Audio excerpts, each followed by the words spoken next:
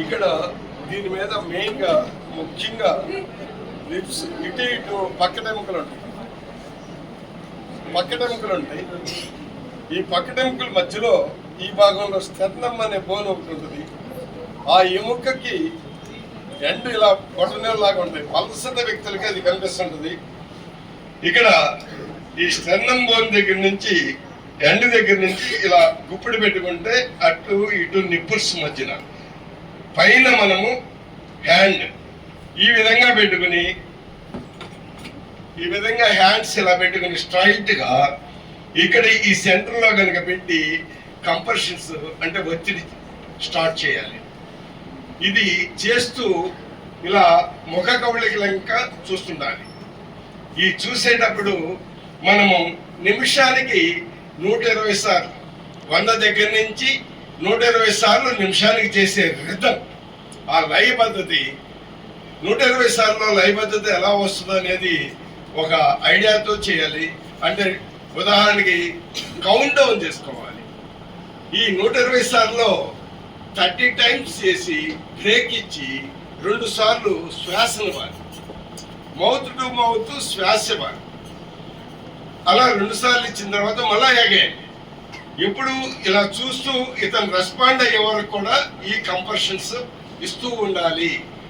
అతను రెస్పాండ్ అయ్యి స్పృహలోకి వచ్చే వరకు ఇవ్వాలి.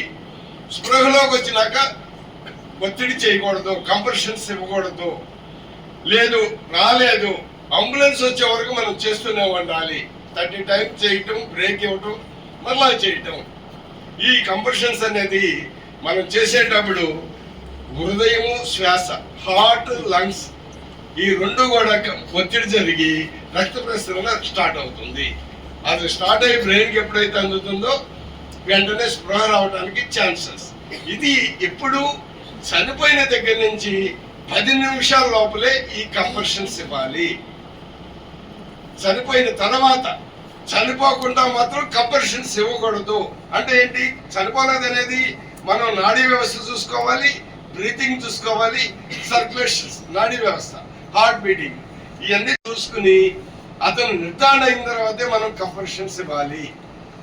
చనిపోకుండా మాత్రం కంప్రెషన్స్ ఇవ్వకూడదు. ఏ మాత్రం శ్వాస కానీ నాడి కానీ ఉంటే స్పృహలో లేకుండా పలకకుండా ఉండి శ్వాస ఉన్నా నాడి ఉన్నా మనం కంప్రెషన్స్ ఇవ్వకూడదు. ఇది బాగా గుర్తుపెట్టుకోవాలి. ఇలా చేసేటప్పుడు ఈ 30 టైమ్స్ ఈ కంపల్సరీ ఈ బాడీ గూడు దగ్గర నుంచి ఒత్తిడి రావాలి. అటు ఇటు ఈ హ్యాండ్స్ ఇలా ఫోల్డ్ అవ్వకుండా చెయ్యి కదలకుండా, చెయ్యి తీయకుండా 30 టైమ్స్ కౌంట్. మనసులో 30 దగ్గర నుంచి కౌంట్ డౌన్ చేసుకోండి. 30, 29, 28, 27, 26 ఇట్లా కౌంట్ డౌన్ అయ్యి 1 అయిన తర్వాత బ్రేక్ ఇచ్చి పక్కన హెల్ప్ తీసుకున్న వ్యక్తితో శ్వాస పెట్టాలి. ఈ లోపల ఈ కంప్రెషన్స్ ఇవ్వటం వలన ఏమైతే మనకి శ్వాస స్పీడ్ అయ్యి అక్కడ అంటే గాలి మనకి కొంచెం అలుపు వస్తుంది. ఈ అలుపుని బ్రేక్ చేసుకుంటానికి అవకాశం ఉంటుంది. లేదు అతన్ని మీరు వచ్చి కంప్రెషన్స్ ఇవ్వండి, నేను శ్వాసిస్తానని చెప్పేసి చేంజ్ అవ్వాలి. అట్లా చేంజ్ అవుతూ మనము చేస్తుండాలి. నిమిషానికి 100 నుంచి 120 సార్లు లోపల ఆ రిథమ్ టైం అనమాట. అది 100 సార్లు 120 అనేది రిథమ్, లయబద్ధం. అది కరెక్ట్గా మనం చేస్తే వెంటనే రికవర్ అవుతారు. డెఫినెట్గా రికవర్ అయిన వాళ్ళు చాలా మంది ఉన్నారు.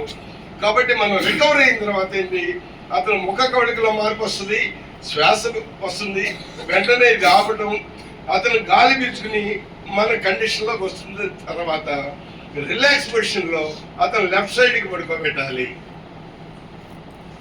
లెఫ్ట్ సైడ్కి పడుకోబెట్టి గాలి పీల్చుకోమని చెప్పేసి రిలాక్స్ పొజిషన్లో పడుకోబెట్టిన తర్వాత అంబులెన్స్ వచ్చిన తర్వాత అప్పుడు వాళ్ళు అంబులెన్స్లో స్ట్రెచర్ మీద పడుకోబెట్టుకుని డాక్టర్ దగ్గరికి వెళ్తారు.